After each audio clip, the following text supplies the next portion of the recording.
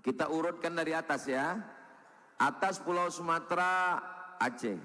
Di bawah Aceh, Medan, Sumatera Utara. Di Riau, dibelah oleh 4 sungai. Sungai yang paling atas, Sungai Rokan.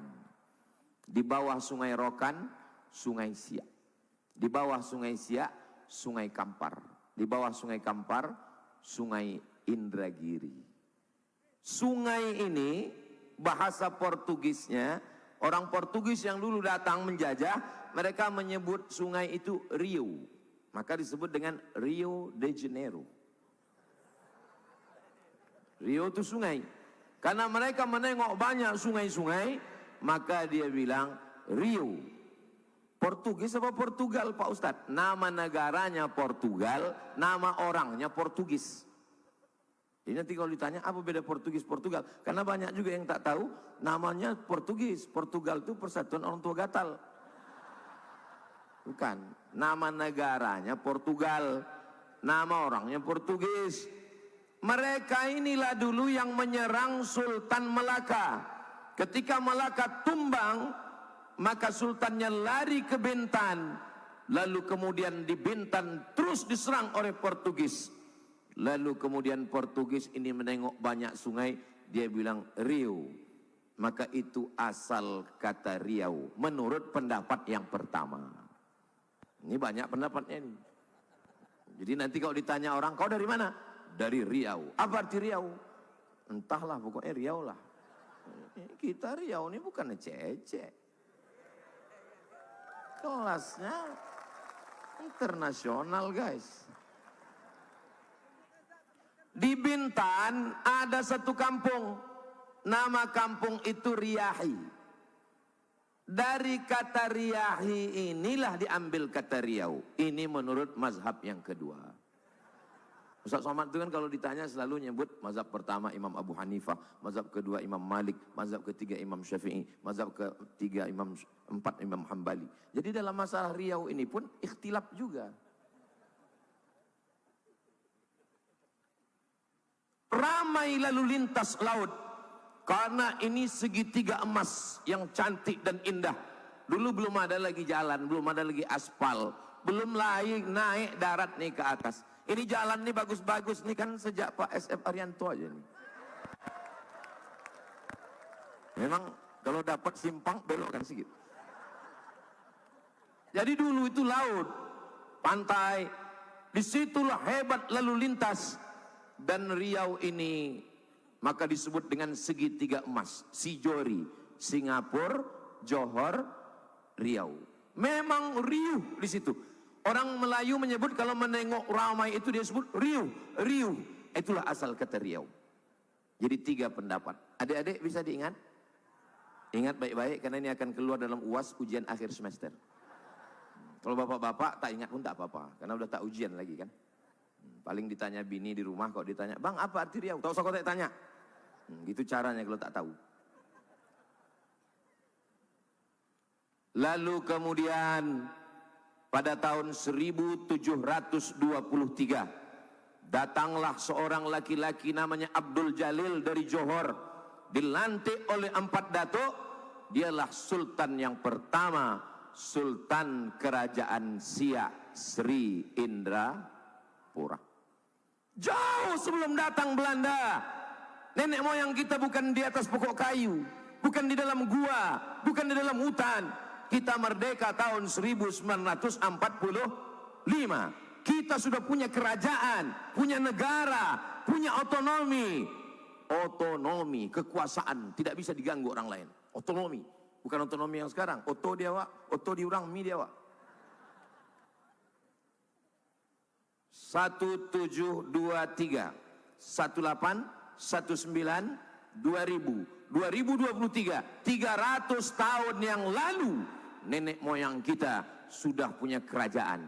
Kalau ingin tahu, datang, tengok kerajaan Siak Sri Indrapura. Bangga tak jadi orang Riau? Begitulah Riau. Habib Muhammad bin Anis bin Syihab, Habib Muhammad Haidar bin Syihab. Datang seorang Habib bernama Habib Usman Syihabuddin. pernah kita rencanakan bahwa dua Habib yang datang ini marganya sama dengan Habib Utsman Syihabuddin. Datang seorang Habib Utsman Syihabuddin ke bumi Melayu Lancang Kuning. Bagaimana Sultan di Riau memuliakan Habib? Ada anak gadisnya yang paling cantik, namanya Tengku Embung, dinikahkannya. Mohon maaf Habib, saya tak ada anak perempuan. Anak yang pertama Mizian Hazik Abdillah, anak yang kedua Sami Ahmad Misbahi Ibadillah. Santri banyak, tapi saya tak berani. Apa maknanya? Kalau sekarang lagi heboh, hiruk pikuk, begal nasab, tidak terjadi dan tak berlaku di bumi Lancang Kuning Riau. Karena kami, nenek moyang kami, sultan kami mencintai keturunan Rasulullah sallallahu alaihi wasallam. Bukan cuman pintu kerajaannya yang terbuka, anak gadisnya dia nikahkan. Itulah kenapa sultan-sultan kerajaan Melayu Siak namanya disebut di awal Syarif. Kenapa Syarif? Karena dia keturunan Sayyidina Al-Husain. Sayyid, keturunan Sayyidina Al-Hasan. Habib, karena cinta kita kepada kakeknya, darah mereka mengalir dalam cucunya.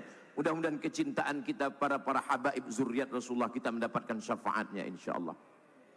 Sultan yang terakhir, Sultan Syarif Qasim. Kita memuliakan sultan kita, maka 3 diabadikan. Pertama, jalan Sultan Syarif Qasim. Yang kedua, Universitas Islam Sultan Syarif Qasim. Yang ketiga adalah airport Sultan Syarif Qasim. Kurang hebat apalagi kita memuliakan habaib zuriat Rasulullah sallallahu alaihi wasallam. Itu dulu nama airportnya Airport Simpang 3. Dirubah pada zaman Presiden K. Haji Abdurrahman Wahid, beliau yang meresmikan. Dalam kata sambutannya kata beliau, ini memang sudah tepat nama airportnya Sultan Syarif Qasim. Masa nama airport Simpang 3 kayak pangkalan becak. Begitulah kita memuliakan para ulama. Setiap tamu yang datang, saya bawa berziarah ke makam Habib Utsman Syihabuddin. Bisa pula orang Riau tinggal di Pekanbaru, tak tahu di mana letak makam Utsman Syihabuddin. Dan di sampingnya ada makam istrinya Tengku Embung. Itulah dia di samping Masjid Raya Senapelan, Masjid Raya Pasar Bawah kata orang sekarang. Kau selalu ke Pasar Bawah? Selalu. Pernah kau ziarah ke makam Habib Utsman Syihabuddin? Enggak. Ngapain kau ke sana? Cari keramik sama karpet. Bawa anak-anak kita. Mudah-mudahan panjang umur, sehat badan, bersama para habaib bisa kita buat maulid mengenalkan bagaimana cintanya kita kepada keturunan Rasulullah sallallahu alaihi wasallam. Kalau tuan ke Indragiri, jangan lupa membeli lupis. Kalau Mas Ari Untung sudah berdiri, tanda waktu sudah habis. Sudah berdiri dia? Kalau berdiri kasih tahu ya. Lalu kemudian kami memang orang Melayu. Tapi di negeri ini, siapapun yang datang dari pulau mana, apa sukunya, bahasanya, dia tetap dimuliakan. Jalan yang panjang paling besar di Pekanbaru bukan jalan Hang Tua, Hang Lekir, Hang Jebat, Hang Kesturi. Tapi jalan yang paling panjang adalah jalan Jenderal Sudirman. Sudirman niku wong apa? Wong Jawa. Pripun kabare? Apik. Muga-muga sing melu acara iki padha kabeh mlebu nang surga.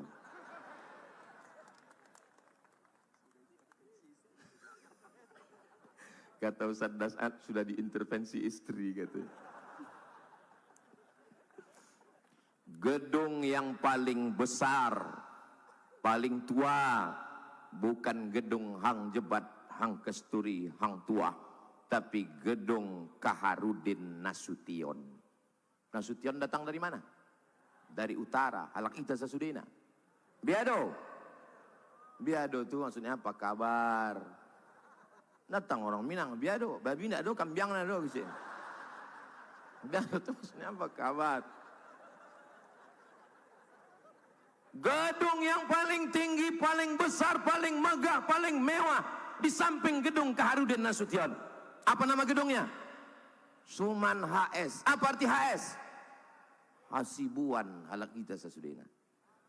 Siapapun engkau, dari manapun kau datang, kalau kau datang ke negeri ini membawa kebaikan, kemaslahatan, kau akan dihormati, kau akan dimuliakan, namamu diabadikan.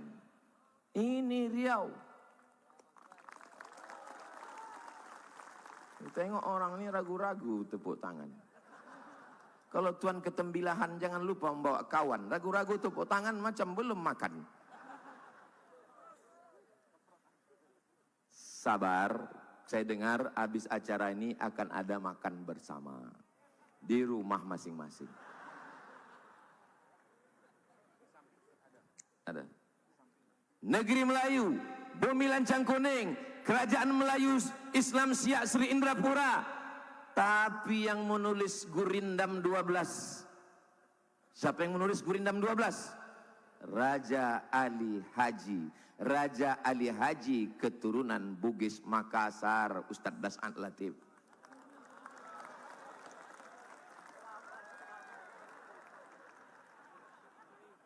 Orang Bugis Makassar menyebut ikan, ikang. Menyebut makan, makang. Kami ikuti itu. Perawan, perawang. Ustadz Fahru Razi selesai acara ini pergi ke satu kota di Kabupaten Siak, namanya Perawang. Itu aslinya perawan. Begitulah pengaruh Bugis Makassar. Ini Ustaz Somad mengada-ngada. Itu saya dengar langsung dari Daeng Yusuf, Ketua Persatuan Masyarakat Bugis Makassar Riau. Dr. Daeng Yusuf, pengacara. Tak percaya, tanya beliau. Saudara yang dimuliakan Allah Subhanahu wa taala. Di mana bumi dipijak, di situ langit dijunjung.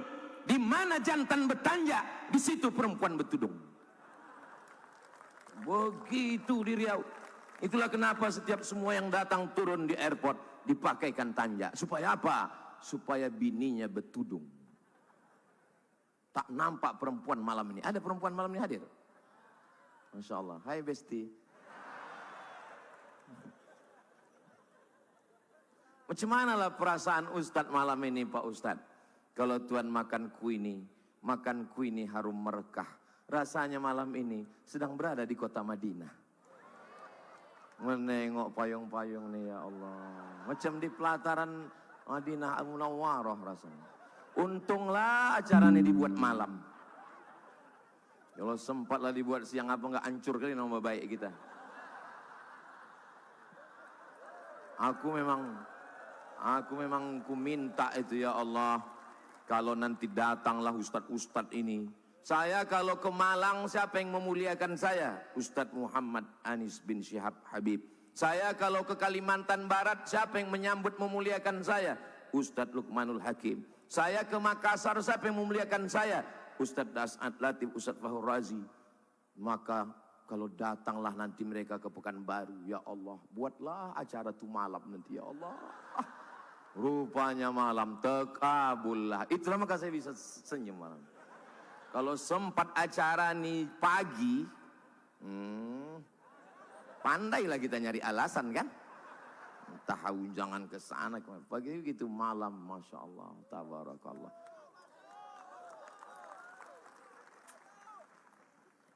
Malam ini yang hadir ini luar biasa. Kenapa Ustadz semangat betul malam ini? Karena dihadiri Ketua IAAI, Ikatan Abdul Internasional. Bapak Abdul Wahid. Ini sebetulnya saya menyampaikan kata-kata ini sudah menyalahi kode etik. Karena sesama Abdul dilarang saling mendahului. Tapi yang paling kami harapkan sebetulnya, kenapa kami belum juga deklarasi sampai sekarang, itu karena ada satu yang kami harapkan belum mau merubah namanya. Kalau maulah beliau berubah menjadi Abdul Latif.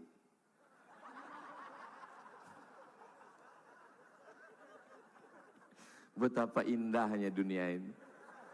Masya Allah, tabarakallah. Yang besar tak dihimbau gelar, yang kecil tak disebut nama, encik-encik, puan-puan, tuan-tuan jemputan majelis. Pak Rusli Zainal di tengah kesibukannya ikut bersama kita. Yang kebetulan tak saya sebutkan, jangan tersinggung. Bukan saya tak hormat, tak ingat. Hadirin hadirat, muslimin muslimat, mukminin mukminat yang belum berbini dan belum bersunat.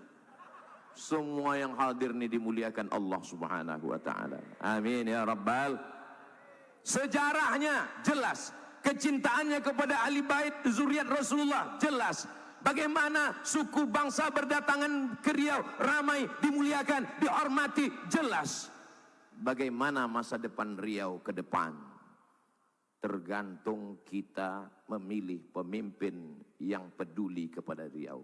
Mudah-mudahan, jangan tepuk tangan, tunggu. Kan mau cepat aja pula. Tergantung bagaimana nanti ke depan orang-orang yang peduli kepada agama Allah. Saya orangnya tidak bisa birokrasi. Sampai hari ini Abdul Somad sejak 2008 pulang dari Maroko sampai 2024 belum pernah membawa proposal sekalipun ke bupati, wali kota, gubernur. Tanya 14 kabupaten kota di Riau, tak pernah. Kenapa? Karena saya tak bisa birokrasi menghadap ke sini, ngadap ke sini, ngadap, tak bisa. Saya maunya langsung. Alhamdulillah, saya dengan Pak PJ ini bisa duduk langsung. Dengan Pak Wahid pun bisa juga, karena sesama, dekat kan, Abdul Somad, Abdul Wahid kan, hampir tak ada jarak antara kami. Tinggal menunggu Abdul Latifnya aja lagi. Asal mau dia selesai masalah. Sebetulnya kenapa beliau dihadirkan malam ini? Karena beliau keluarga. Keluarga, bersama berkeluarga di bumi lancang kuning. Berkeluarga pula di surga Jannatul Firdaus nanti insyaAllah. Bapak, ibu masuk surga sama-sama nanti insyaAllah. Ku dengar tak ada orang tuh mau. Bapak kalau nanti meninggal mau masuk surga sama ibu? Dari bunyinya macam tak mau. Soalnya ada juga jamaah nih bertanya ke saya, Ustaz, ya. Nanti kalau saya meninggal di surga tuh saya jumpa lagi sama istri saya. Saya bilang iyalah. Lama dia terdiam. Macam-macam mukanya tak senang kan? Jadi aku tanya, kenapa Bapak temenung? Sedangkan di dunia aja aku udah tak tahan kali Pak Ustaz. Kata dia. Apanya maksud kau ini? Saya bilang. Kenapa kau tak tahan sama dia? Setiap saya pergi Pak Ustadz dimasukkannya kain sarung, dimasukkannya baju koko, dimasukkannya peci. Habis itu ditanyanya abang udah sembayang atau belum, kain udah dipakai atau belum. Habis itu ditanyanya lagi abang tinggal di hotel mana, hotel syariah apa. Itu bukan istri Pak. Terus bidadari surga saya bilang. Begitu cara menyenangkan hati orang tua. Jangan lama kali dia terluka kan. Itu bukan istri Pak, itu bidadari surga. Jadi gimana lah Pak Ustadz? Pulang Bapak ke rumah, katakan, kau bidadari surga yang dikirim Allah kepadaku. Yang ketawa yang belum berbini pula. Macam paham, kata dia. Baru semester 2. Urus saja dulu UKT ini. Pulang dia ke rumah, dibilangnya lah sama istrinya, kaulah bidadari surgaku. Perempuan kalau dipuji mana mau dia bilang, gua banget, tak mau dia. Kau lah bidadari surgaku. Apa kata dia? Gak mungkin lah bang, aku kan gemuk, kata dia. Pandai pula dia bilang, memang kau bidadari surga, tapi diturunkan dekat rumah makan deh. Allah, so sweet. Jadi kalau anak-anak kita ini dididik dengan kelembutan, cinta kasih sayang, persaudaraan, maka jangan pernah khawatir bagaimana Riau ke depan. Riau tetap baldatun thayyibatun wa rabbun ghafur. Kuncinya jangan mau mempertaruhkan suara, menjual 5 tahun penyesalan yang paling mendalam. Tapi jamaah orang Riau ini kaya-kaya. Minyak di atas sawit, minyak di bawah, minyak termahal di dunia. Minyak mana minyak termahal di dunia? Minyak, apa pula minyak jelantah? Minyak Minas. Tulis di internet minyak Minas. Minyak high quality, kualitas tertinggi di dunia. anak sakai di atas pipa, tak berbaju, tak bercelana, tak beralas kaki. Kalau meletup pipa itu, anak yang tak berbaju inilah yang mati duluan. Tapi hasilnya kemana? Ditarik ke Jakarta. Mesti punya pemimpin yang berani untuk berjuang ke atas, mencolok duit itu supaya turun balik ke Riau. Takbir! Kenapa semangat betul Ustaz? Dikasih panitia lah pula tadi makan di atas, pedas. Itu maka berapi-api ini. Saudara yang dimuliakan Allah SWT, pemimpin bukan supir damri. Supir damri tak mau tahu. Yang penting jalan aja. Mau ada penumpang, tak ada penumpang, jalan aja. Pemimpin supir angkot. Nampak penumpang, kejar. Kejar. Mengejar duit ke atas. Bawa lagi turun ke bumi lencang kuning. Barulah kita. Harimau mati meninggalkan belang. Gajah mati meninggalkan gading. Pemimpin-pemimpin mati meninggalkan. Apa pula kredit? Meninggalkan legasi, warisan yang akan dinikmati orang banyak. Masjid, Masya Allah, masjid, pemimpin yang peduli kepada masjid. Dulu saya 5 tahun tak datang ke masjid. Ini kan terakhir-terakhirnya aja baru ke masjid.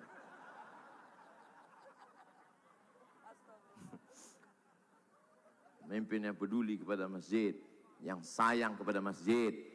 Jadwal pengajian ini sekarang membaca kitab Muwatta. Kitab Muwatta ditulis oleh Imam Malik bin Anas, meninggal tahun 179, lebih tua dari Sahih Bukhari, lebih tua dari Muslim. Ada pembacaannya di sini, dibacakan langsung oleh Ustadz Dr. Zulhendri Rais. Kitab Sunan Tirmidzi ditulis oleh Imam Abu Isa Ibnu Saurah At-Tirmidzi dari Termes, perbatasan Afghanistan dengan Uzbekistan. Ada kampung kecil Termes, itulah Imam Tirmidzi, dibacakan oleh Maulana di sini. Maulana apa namanya Ustaz? Maulana Farhan. Saya sebetulnya tahu, cuman ngetes orang ini ingat apa tidak. Untuk jamaah ini tahu tak ini yang mengajar kitab. Fikih mazhab Syafi'i diajarkan oleh S1 fikih, S2 fikih, S3 fikih, mengigaunya pun fikih. Langsung oleh imam besar, namanya Ustadz Dr. Zul Ikrami. Masjid, bagaimana masjid mau berlangsung dengan pengajian-pengajian kalau tidak ada kepedulian? Maka insya Allah. Tapi daya tampung pendidikan Pekanbaru luar biasa. Pagi tadi saya tausiah di sekolah. Berapa banyak yang mendaftar di sini, Pak Kepala SMK? Yang mendaftar 2.000 orang Pak Ustadz. Yang diterima berapa? 600. Kenapa tak diterima semua? Lokal tak cukup. Tanah tak ada. Mencari tanah 2 hektar di Pekanbaru ini susah Pak Ustadz. Lama saya temenung. Susah. Kami Yayasan Tabung Wakaf Umat dengan Ustadz Almob banyak dapat tanah. Ustadz Somad dibukakan mereka peta. Ini serah Ustadz pilih tanah yang mana. Mau atas, mau bawah, mau utara, mau selatan. Pilih. Oh, kami pilihlah. Ini Pak, ini iya. Besok kami tengok Satpol PP sama pemuda Pancasila situ semua. Rupanya tanah bermasalah. Kami pun akadlah. Akad kepada Yayasan Tabung Wakaf Umat Ustadz Almob Dinar, disaksikan oleh Ustadz Abdul Somad. Kami serahkan tanah ini dikelola oleh Yayasan Tabung Wakaf. Allah, kami tidak ingin mereka Ustadz jauh-jauh lagi tablik akbar ke Sulawesi, ke Kalimantan. Ustadz mesti punya markas di Riau. Ustadz, kami pun menangis. Ya Allah, menangis. Besoknya lebih menangis lagi waktu kami telepon ke BPN. Pak Kanwil BPN tanah ini suratnya 5 Pak Ustadz. Lebih menetes lagi air mata kan. Di Kuburaya Pontianak Kalimantan Barat, datang orang kaya pejabat. Saya mewakafkan tanah 70 hektar, tapi dengan syarat kepada Ustadz Abdul Somad. Disaksikan Ustadz Abdul Somad. Ini orangnya Ustadz Luqmanul Hakim. 70 hektar. Saya pergi ke Sumatera Selatan. Datang orang, anak menteri, Ustadz Somad. Disaksikan oleh almarhum Habib Mahdi bin Syihab. Saya serahkan tanah di pintu tol 6 hektar. Di Pekanbaru, di Riau. Jangankan ngasih tanah, dibeli pun tak dijual. Tapi kami beramal bukan karena manusia, beramal karena Allah Subhanahu wa taala. Doakan supaya kami tetap ikhlas karena Allah Subhanahu wa taala. Ku tengok tak berdiri-diri. Saya tengok jam tu dulu tak.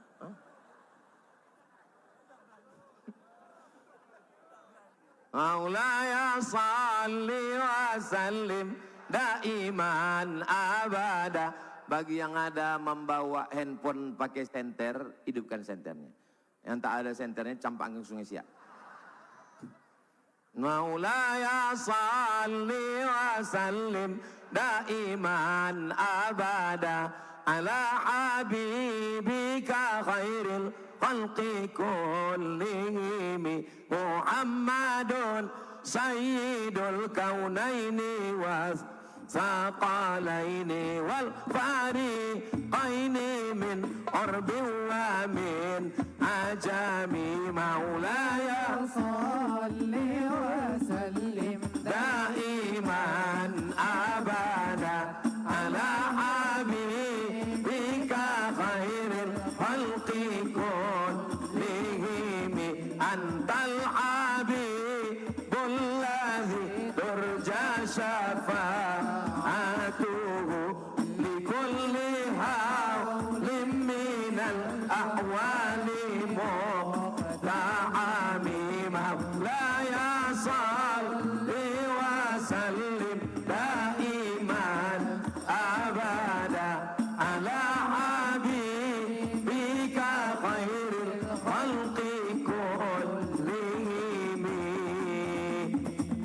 Salli ala Sayyidina Muhammad. Cukupnya lama-lama habis baterai.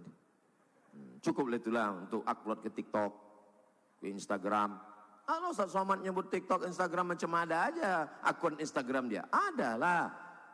Yang mana Pak Ustaz? Kami tulis Abdul Somad di Instagram tuh banyak kali. Kau tengok mana yang followernya 9 juta, itulah dia. Maksudnya yang belum follow lah. Masya Allah. Kalau Tuan ke Indragiri, jangan lupa membeli kubis. Kalau Mas Ariuntung sudah berdiri, tanda waktu sudah mau habis. Orang kaya, orang miskin, raja-raja, rakyat biasa, Abdul Somad, pelan-pelan. Semua mati. Berarti yang jadi masalah bukan mati. Allah ingin sampaikan kepada kita, wahai warga Siak, wahai orang Riau, orang Bugis, Dasat Latif, kamu ngaku Islam, tapi belum tentu kau mati dalam keadaan beragama Islam. Ayat ini Allah ingin sampaikan, waspada kalian, bisa jadi kalian mati dalam keadaan tidak membawa Islam. Insya Allah kita tidak akan mati dalam keadaan mabuk, amin. Insya Allah kita tidak akan mati dalam keadaan berzina, amin. Insya Allah kita tidak akan mati dalam keadaan ngerampok. Mencuri tiba-tiba didapat polisi. Jangan lari, masih lari juga. Jangan lari, masih lari juga. Terpaksa polisi tembak peringatan. Tembak pertama ke langit, dok. Masih lari, tembak kedua, dok. Masih lari, tembak ketiga, tak. Masih lari, tembak kepalanya. Kakinya dulu ditembak. Tembak kakinya, kepalanya kena. Saya tanya temanku yang polisi, bagaimana ceritanya? Kakinya kau tembak, kok kepalanya dia kena? Dia bilang soalnya waktu ditembak dia tunduk. Itu polisi film India, bukan polisi Indonesia. Polisi Indonesia mengayomi, melindungi dan melayani masyarakat. Saudara-saudara sekalian, insya Allah kita tidak akan mati dalam keadaan berjudi. Tapi yang bisa membuat kita mati kafir, hubbi aklil haram, suka memakan makanan haram. Salah satu di antaranya menerima serangan fajar ketika pemilu yang lalu. Kau tepuk tangan baru kau semua pelakunya. Hei, saya mau tanya, Dek, kalau kau terima serangan fajar 300.000, kaya ndak? Kaya tidak? Ibu-ibu, kalau menolak serangan fajar miskin tidak? Miskin tidak?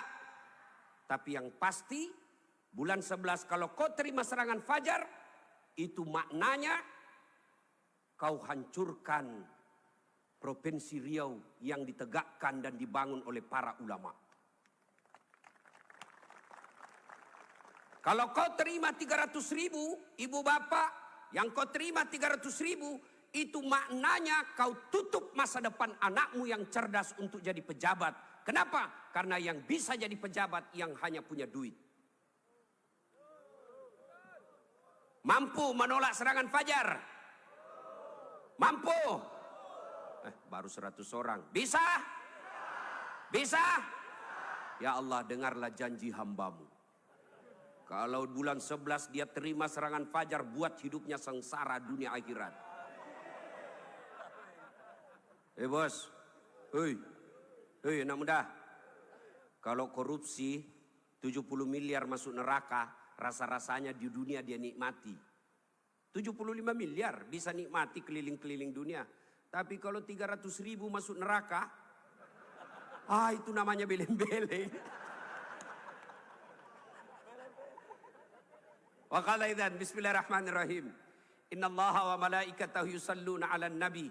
Ya ayyuhalladzina amanu sallu 'alaihi wa sallimu taslima.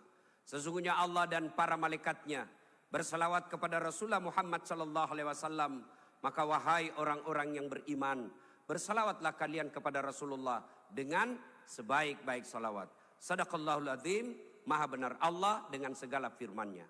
Bapak Ibu saudara-saudara sekalian, teristimewa para tuan-tuan guru yang hadir di tempat ini, terkhusus guru saya Profesor Abdul Somad DESA LC yang insya Allah dimuliakan dan dirahmati oleh Allah Subhanahu wa taala. Beliau orang Melayu, saya orang Bugis. Orang Melayu perbedaannya, kalau orang Melayu takut sama istrinya. Tidak percaya dengar tadi puji-puji istri. Karena siaran langsung. Ditengok istri di rumah macam-macam, tidak ada. Kalau kami orang Bugis tidak takut sama istri. Cuma istri lebih berani dari kami.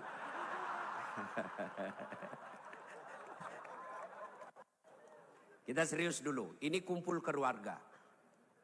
Ya, suatu kali Umar bin Khattab bertanya kepada sahabatnya yang masih muda, tapi dia ahli ilmu hikmah. Namanya Ubay bin Ka'ab. Umar bertanya, Ubay, apa sih makna daripada takwa? Umar bertanya kepada anak muda karena dia ahli hikmah. Apa makna dari takwa sebenarnya? Lalu Ubay bin Ka'ab balik bertanya kepada Umar. Umar, pernahkah kamu berjalan bersama Rasulullah? Pernah?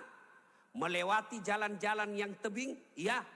Apakah ketika Nabi menemui jalan yang banyak tebing, cadas, banyak batu-batu runcing, apakah Nabi mundur ke belakang?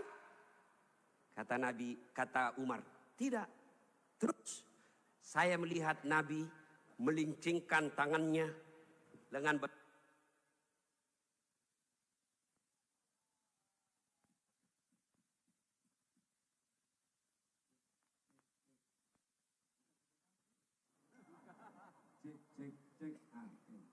lalu kata Umar bin Khattab, Nabi mengambil gamisnya naik ke atas, kurang lebih seperti ini. Lalu kemudian Nabi berjalan dengan berhati-hati. Jalan lagi. Lalu kata Ubay bin Ka'ab, itulah takwa, kehati-hatian. Apa hubungannya? Satu, kalau kau mau punya rumah tangga yang baik, adik-adik sekalian, hati-hati milih calon istri. Jangan kau pilih karena dia cantik, karena kau akan menderita bayar ongkos kecantikannya. Lalu bagaimana cara pilihnya? Kata Nabi, satu, lihatlah kecantikannya. Ini cantik penting, tapi tidak boleh prioritas. Kenapa? Cantik ada masanya, cantik subjektif. Tanya Ustadz Abdul Somad, siapa yang cantik? Tanya Ustadz Das'at Latif, tentu akan terjadi pertengkaran. Siapa yang cantik Das'at Latif?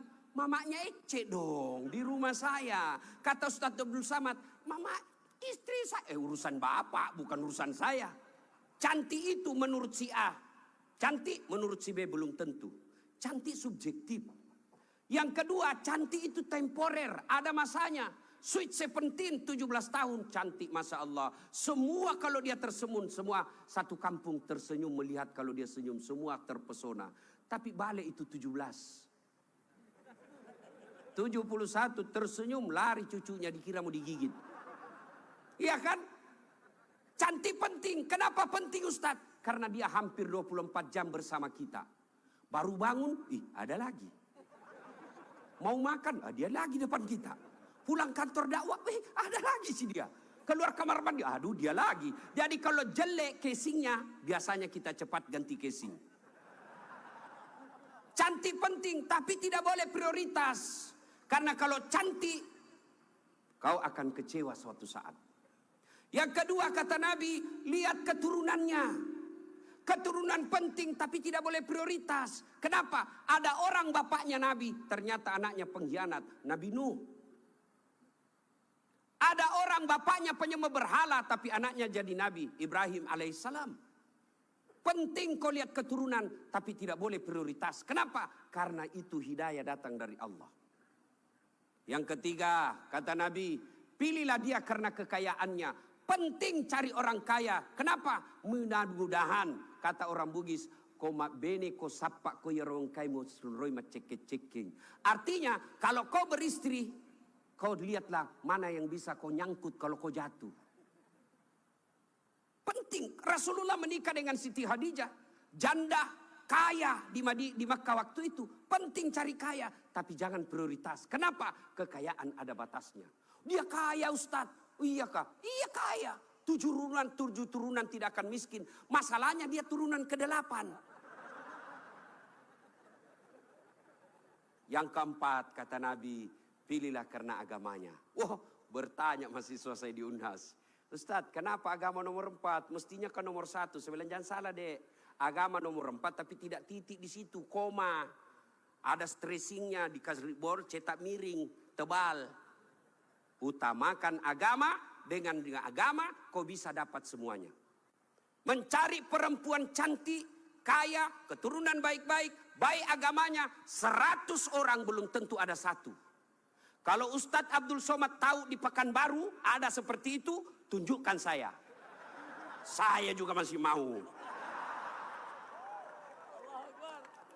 Iya, tapi yang banyak kan cantik wajahnya, otaknya heng. Kaya lagi, mukanya kayak kesurupan. Maka mendapati sempurna tidak mungkin. Tapi makanya Nabi katakan, utamakan agamanya. Adik-adik sekalian, kalau kau melihat perempuan, lihatlah agamanya. Cewek-cewek yang hadir di tempat ini, bapak-bapak yang punya anak gadis, lihatlah agamanya. Gimana cara lihat agamanya? Gampang, paling gampang. 1, lihat dia rajin tidak berjamaah ke masjid. Kalau dia rajin berjamaah ke masjid, lihat dulu masanya kapan. Kalau dekat pencoblosan, hati-hati bisa jadi itu pencitraan.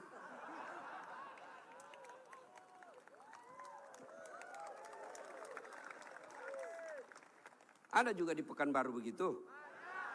Ada. Kau salah, kenapa kau pilih?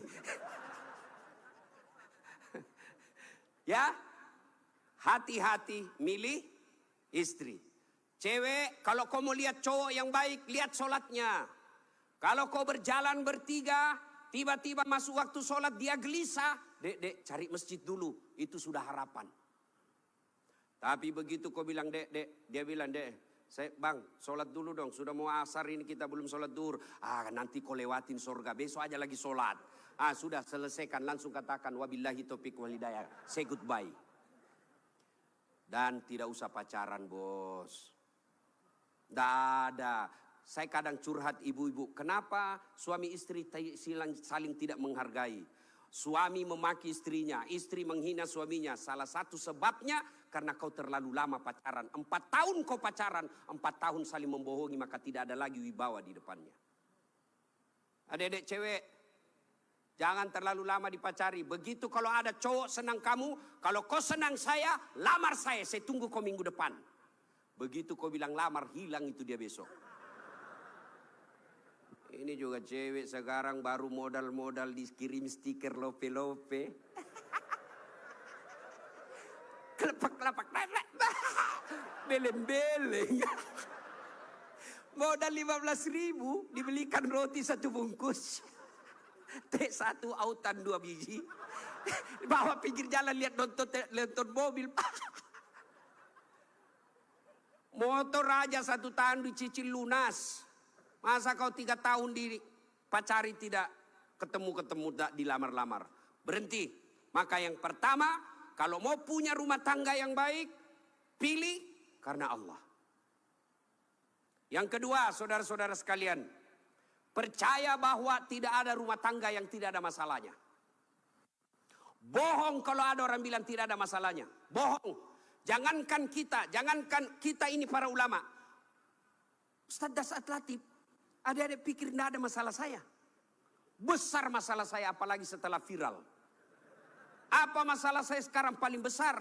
Banyak janda-janda curhat. Ustaz, adakah doa-doa penenang jiwa? Saya kirimilah doa-doa penenang jiwa. Lama-lama dia bilang, Ustaz, alhamdulillah jiwa saya sudah tenang. Maukah Ustaz menjadi imam dalam hidupku? Saya bilang, mohon maaf Bu, saya bukan imam, saya penceramah. Ustaz Abdul Somad, Bapak pikir tidak ada masalah? Banyak masalahnya. Mau kawin lagi takut sama istrinya. Ini semua ini muka-muka penuh masalah ini. Ini tadi ini PJ. Bapak pikir tidak ada masalahnya. Sudah jadi PJ, apa masalahnya? Mau jadi gubernur, mau jadi wakil gubernur. Semua orang punya masalah. Coba lihat Pak, dalam hidup ini jangankan pajak jabatan, dalam rumah tangga coba lihat. Waktu kita sarjana apa masalah kita? Mau kerja, sudah kerja selesai masalahnya? Enggak. Mau jadi kepala bagian. Sudah jadi kepala bagian selesai masalahnya? Enggak. Mau jadi kepala dinas. Sudah kepala dinas selesai masalahnya? Mau jadi sekda. Sudah jadi sekda selesai masalahnya? Mau jadi gubernur. Sudah jadi gubernur selesai masalahnya? Enggak. Mau 2 periode. Sudah 2 periode selesai masalahnya? Ditangkap KPK. Enggak ada orang tidak ada masalahnya Pak. Semua orang punya masalah. Iya kan?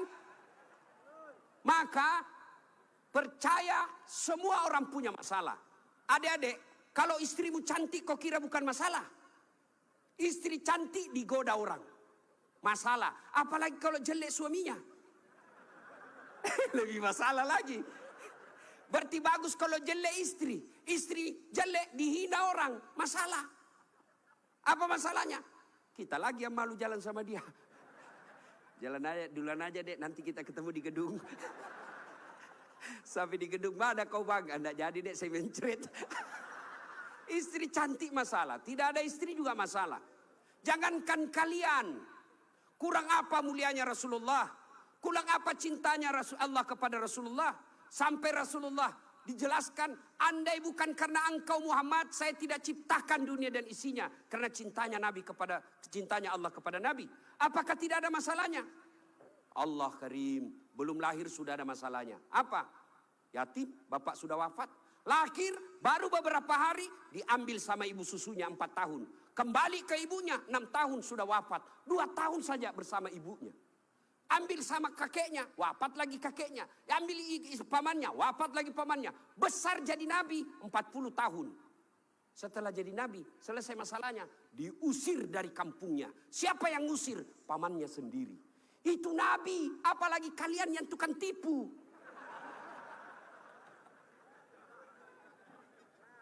Mana ada, tidak ada masalahnya. Samping kanan saya ini. Banyak masalahnya juga Pak. Samping kiri saya, Abdul bersaudara. Banyak juga masalahnya Pak. Maka Allah katakan, Das'at. Seolah-olah Allah yang berkata, Das'at, Abdul, kalau ada masalahmu mau jadi gubernur, bukan menjilat, bukan nyogok. Tapi apa masalahnya? Kalau ada masalahmu Allah sampaikan, Ista'inu bisabri wassalah. Sabar, perbaiki solatmu, saya yang selesaikan masalahmu. Jadi ibu-ibu kalau ada masalah dalam rumah tangga, sabar. Yang kedua, perbaiki solat. Jangan kau curhat di medsos. Tak kusangka kau begitu. Teganian kau.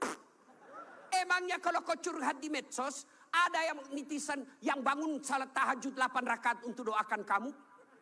Paling dia doakan kamu di status. Semoga bahagia ya. Hihihi.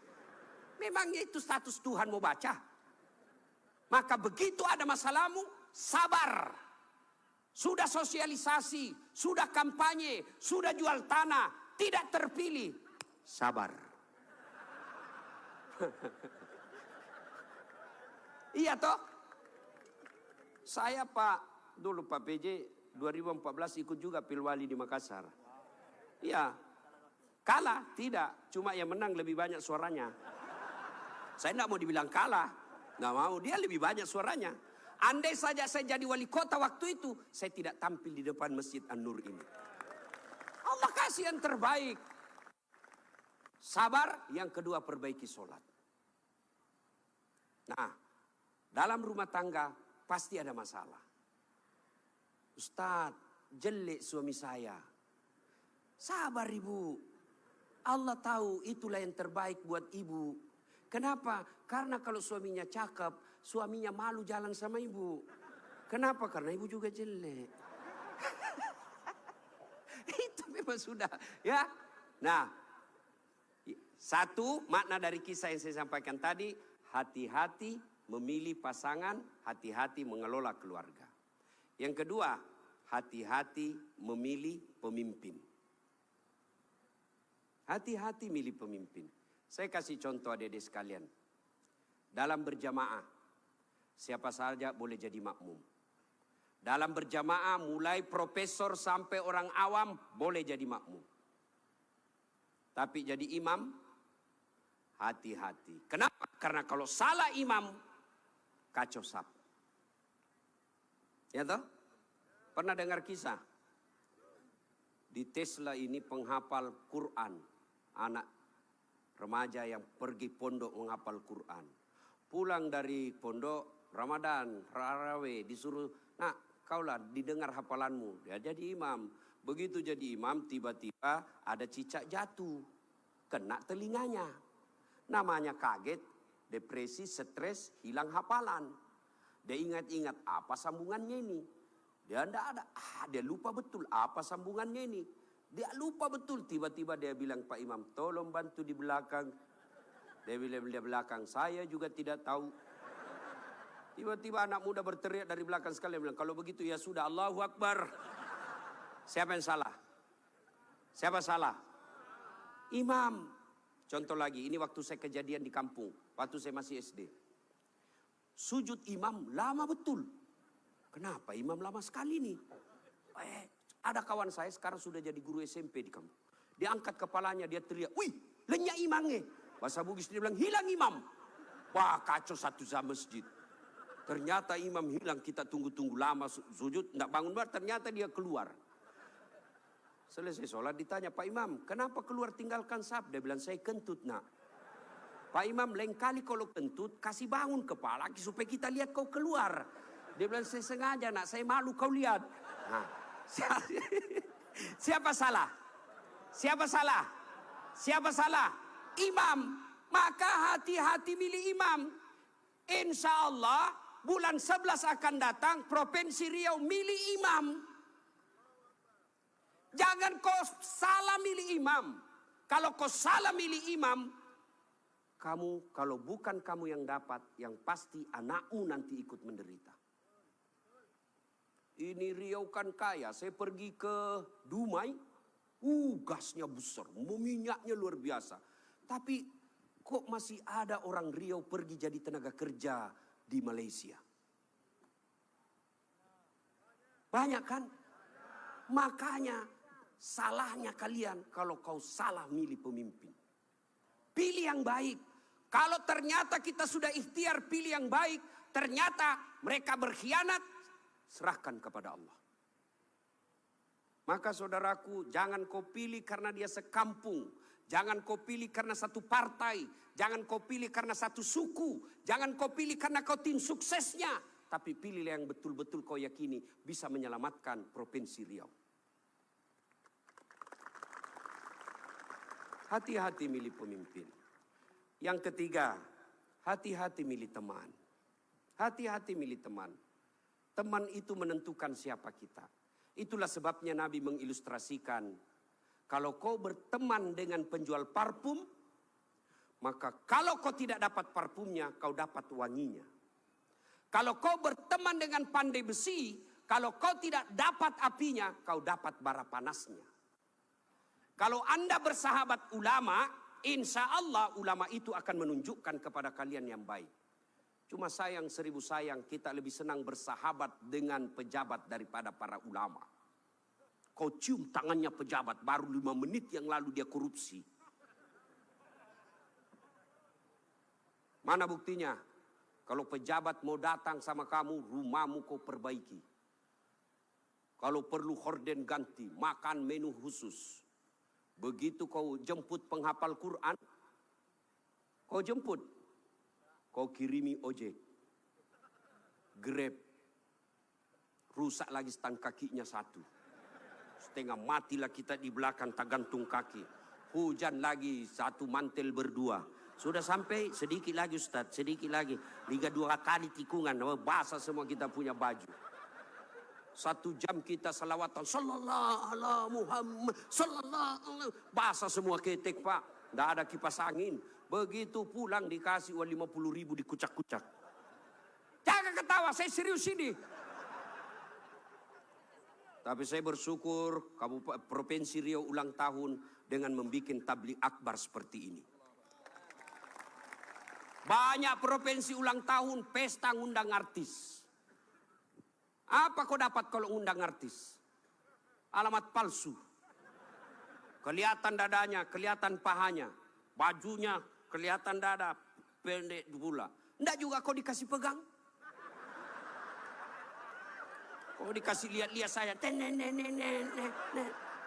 Jangan ketawa, saya serius ini. Maka kita bersyukur di bawah kepemimpinan Pak PJ Gubernur sekarang ini, ulang tahun Riau bikin tabligh akbar. Sudah selalu tabligh akbar Ustadz, tapi kali ini spesial. Kenapa? Mendatangkan ulama dari beberapa wilayah Indonesia. Saya baru paham tadi mazhab tentang Riau. Memang kalau geografi beliau dan sejarah lulus A dia Pak. Ustadz Abdul Somad. Kalau saya sejarah lulus A-. Alhamdulillah. Ma ibu bapak saudara-saudara sekalian, hati-hati milih teman. Pak PJ, hati-hati milih kepala dinas. Hati-hati kalau bapak jadi pejabat besok-besok, hati-hati milih teman Pak. Teman pejabat itu belum tentu tulus, yang banyak para penjilat. Bapak mau buktikan, rasakan saja 3 hari yang akan datang Pak. Beda sudah temannya Bapak Pak.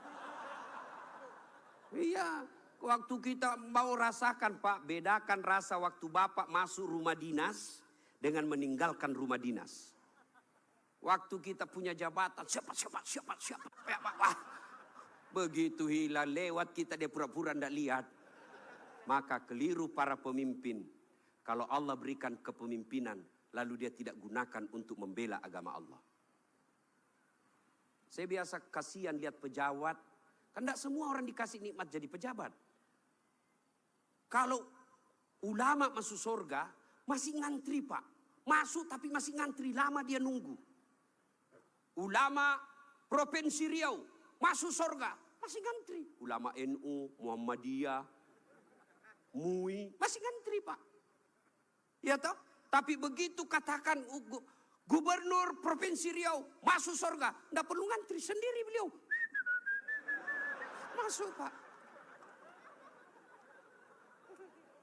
Cuma kadang banyak pejabat, bedanya dengan Nabi Yusuf. Nabi Yusuf di penjara dulu baru jadi pejabat. Pejabat kita jadi pejabat dulu. Kau yang bilang ya, kau yang bilang. Apakah sepenuhnya salah pejabat? Bukan, salah sampean sedulur-sedulur. Kenapa sampean pilih kalau tahu dia pembohong? Sen kanan belok kiri. Maka kalau kalian benci pejabat-pejabat perlakuan seperti itu, tidak usah menjelek-jelekkan di medsos. Tidak usah memaki-maki di medsos. Kalian bisa kena pasal pencemaran nama baik. Gimana caranya? Balas di bulan 11 nanti. Jangan kau pilih mereka yang suka bohong.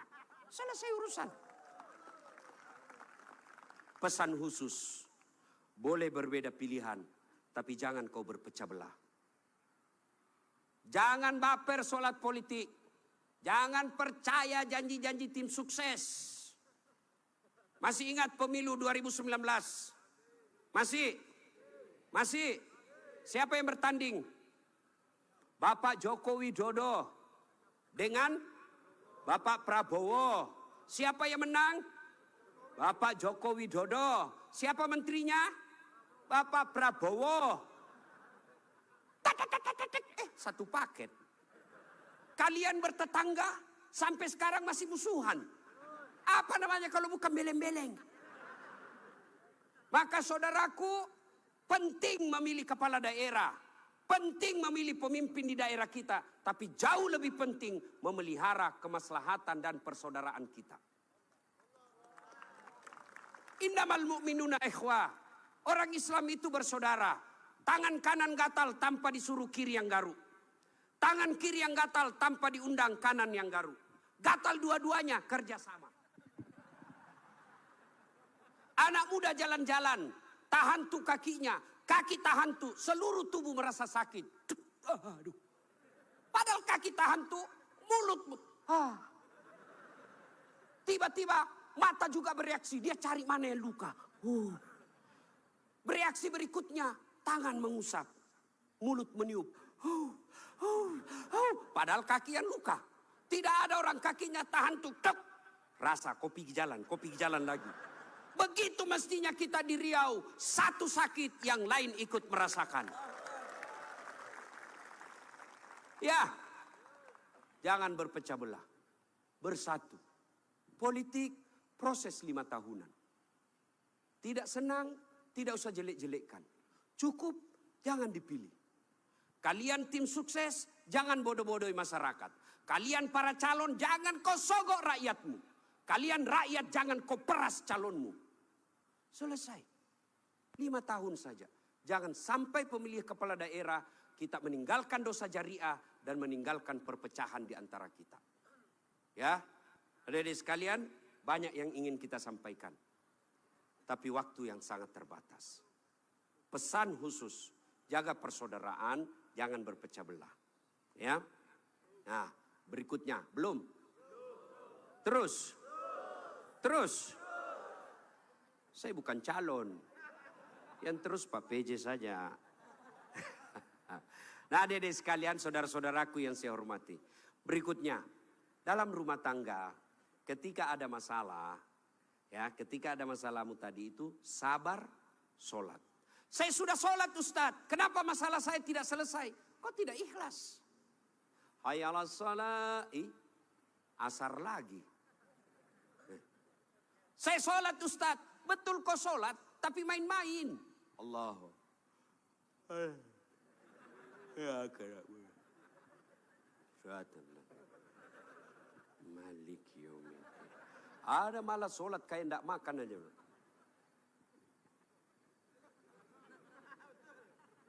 Betul, karena kau yang pelakunya. Ada juga sholat terlalu semangat. Allahu Akbar. Kau ketawa karena kau alami semua.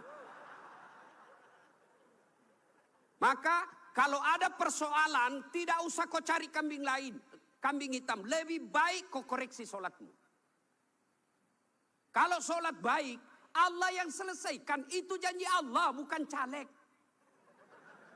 Oh, kalau caleg Pak, andai saja boleh kita dijanji surga. Surga pun dijanjinya.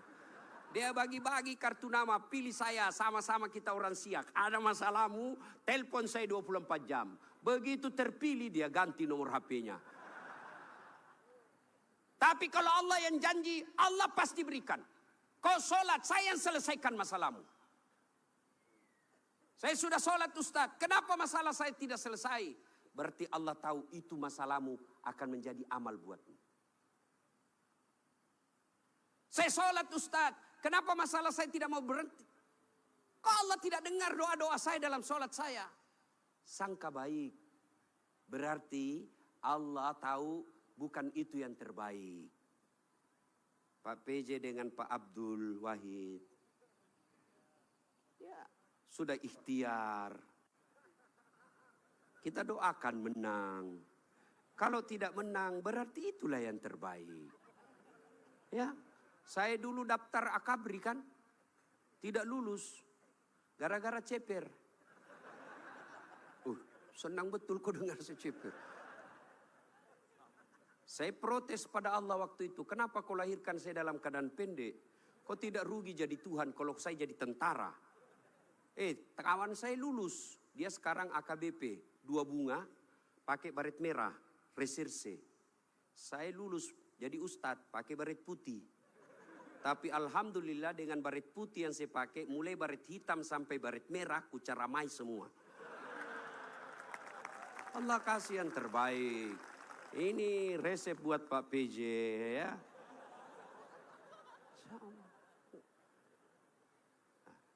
Saya berdoa Ustadz, kok tidak Allah kabulkan? Berapa lama kau berdoa?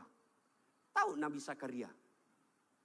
Itu Nabi Zakaria minta anak sejak usianya 21 tahun.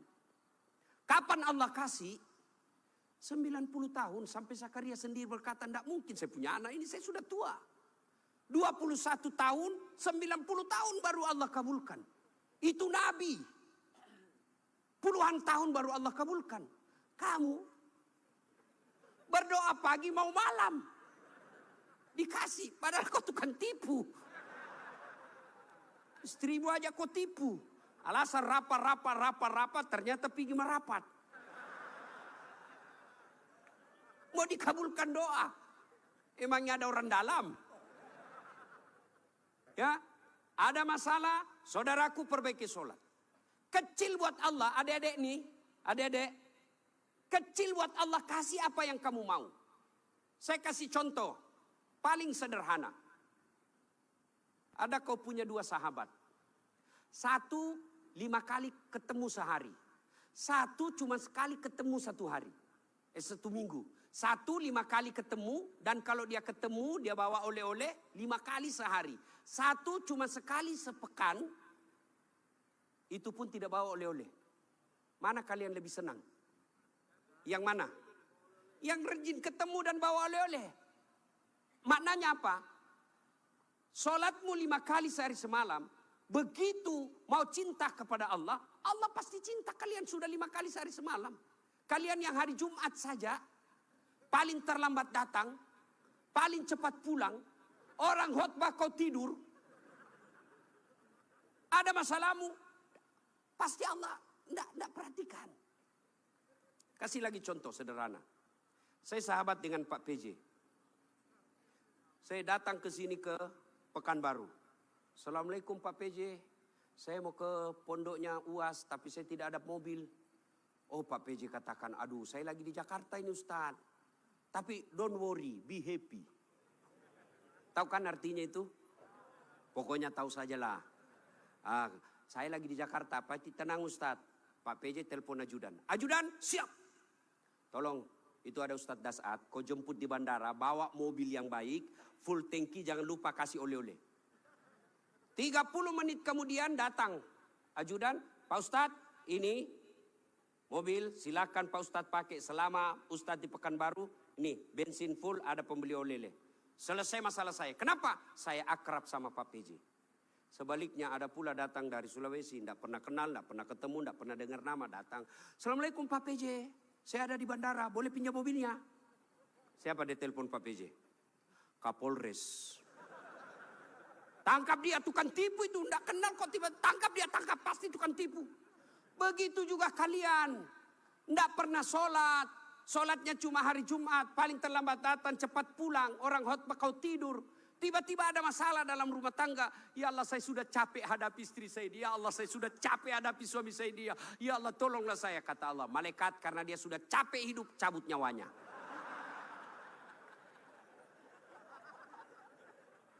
Ya, kasih lagi contoh sederhana. Jadi kalau dalam rumah tanggamu ada masalah, sholatmu pasti bermasalah. Contoh lagi, Pak PJ punya ajudan. Ada kan Pak ajudan? Nah, kalau beliau panggil ajudan, itu ajudan. Ajudan, biar dia lagi tidur, makan kacang, dia lompat, dia makan dengan bungkus. Siap, siap, siap, siap Pak, siap Pak, siap Pak. Iya Pak ya. Nah.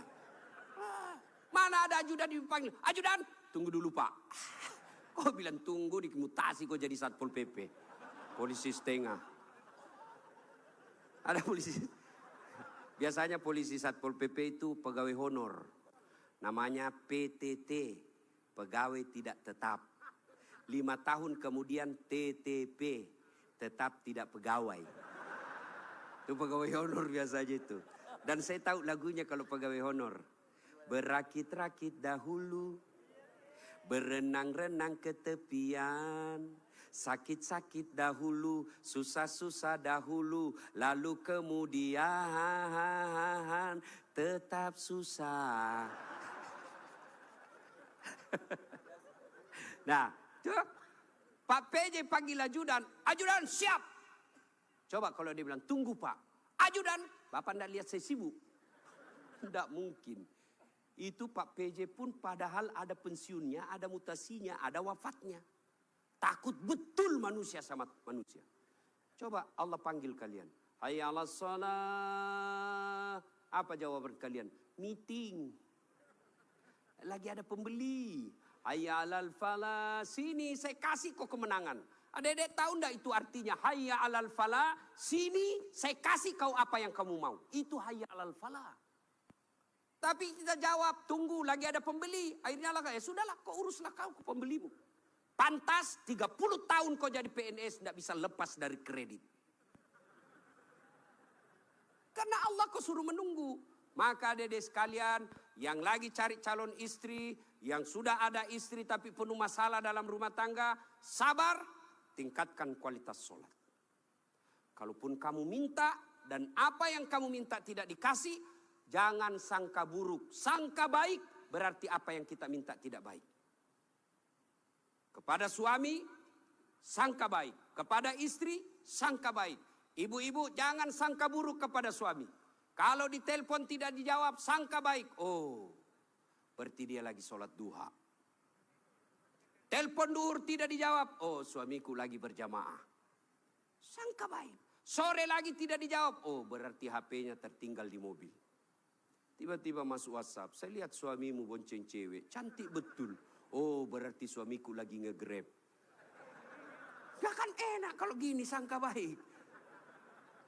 Iya toh, kok sangka buruk, gelisah. Makanya sama istri saya, mamanya Cek, saya bilang, apa kau curiga terus? Saya ini ahli agama. Tidak mungkinlah saya berbuat maksiat yang haram-haram. Dia bilang istri saya, itulah yang saya cemaskan. Kalau kau berbuat yang sunnah.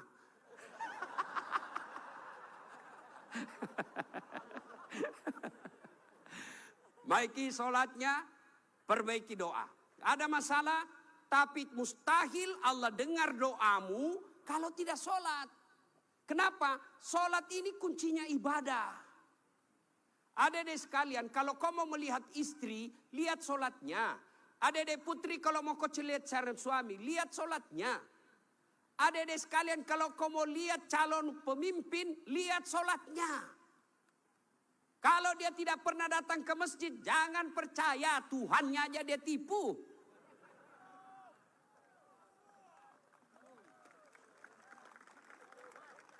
Ya, sholatnya. Apalagi kalau dia jadi imam pasti sholatnya. Masya Allah. Ya, ini bukan kita bahas soal politik ya. Bukan, cuma mengajari soal memilih pemimpin. Kalau kau salah milih pemimpin, sengsara bukan cuma kamu, bisa anak cucumu. Saya kasih contoh sederhana. Adik-adik masih ingat masa perjuangan. Nenek-nenek kita, mereka wafat, mereka mempertaruhkan jiwa raganya. Apa mereka yang menikmati hasil perjuangan? Tidak. Siapa yang menikmati? Cucu-cucunya. Jadi kalau Bapak Ibu memilih pemimpin yang baik, bukan cuma Bapak Ibu yang akan nikmati, 10 tahun yang akan datang anak kita tidak perlu ke Malaysia menjadi tenaga kerja tukang tombak-tombak sawit. Kenapa? Karena bumi Indonesia kaya raya. Tapi sayang 1000 sayang kalau kita salah memilih pemimpin, maka negeri kita ini akan dinikmati orang-orang yang datang. Bahkan seperti yang dikatakan guru kita tadi Ustadz Abdul Somad, kekayaan negeri kita dibawa keluar. Maka pilihlah pemimpin yang betul-betul kamu yakini baik dengan cara lihat sholatnya. Ibu bapak saudara-saudara sekalian, inilah tausiah kita pada taklim kita kali ini. Mudah-mudahan ada manfaat. Lebih dan kurangnya mohon dimaafkan. Saya orang Bugis sebenarnya itu tidak pandai berpantun. Maka dalam budaya tutur orang Bugis tidak ada pantun. Kecuali pantun itu ada di Betawi, di Kalimantan, Sumatera, tidak ada di tanah Bugis. Menghormati guru saya Ustadz Abdul Somad, maka saya akan berpantun. Ya. Dari mana datangnya cinta? Dari Facebook turun ke WA. Dari mana datangnya kecewa? Setelah ketemu ternyata berbeda.